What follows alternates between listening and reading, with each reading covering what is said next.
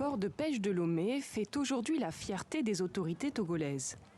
Inauguré en 2019, il accueille environ 400 pirogues, 4 fois plus que l'ancien port de pêche qui avait une capacité d'environ 100 pirogues seulement. L'infrastructure est l'un des symboles les plus visibles de la coopération entre le Japon et le Togo. Pour sa construction, Tokyo a investi 15 milliards de francs CFA sous forme de dons et Lomé complète le tout avec 6 milliards restants. Le directeur Samier Perret contemple le bassin depuis son bureau. De plus en plus, il est attractif. Beaucoup de pêcheurs y viennent.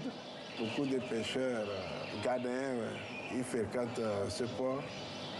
Et avec une production également beaucoup plus accrue que les années précédentes. En 2021, le poisson pêché a atteint 4 tonnes contre 3,5 tonnes en 2020. La production est destinée au marché local. Le nouveau port est doté d'infrastructures modernes, par exemple 2 chambres froides pour 5 tonnes de glace. Nous voilà en face du stockage de glace numéro 1, la salle qui sert à servir la glace aux pêcheurs et aux conservatrices de poissons ici au port de pêche. Voilà avec la glace, on sert comme ceci.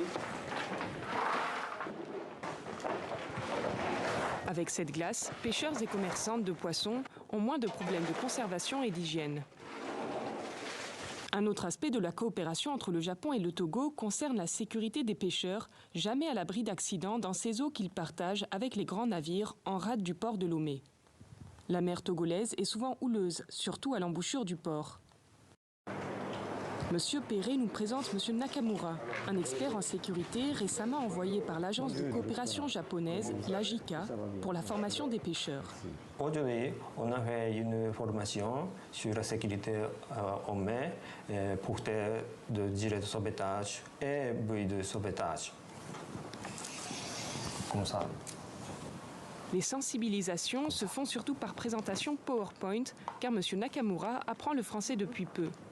Mais il souhaite aussi parler l'autre langue nationale du pays, l'évé. Au Togo, le Japon coopère aussi dans la lutte contre la pêche illégale et dans la sensibilisation aux bonnes pratiques de la pêche.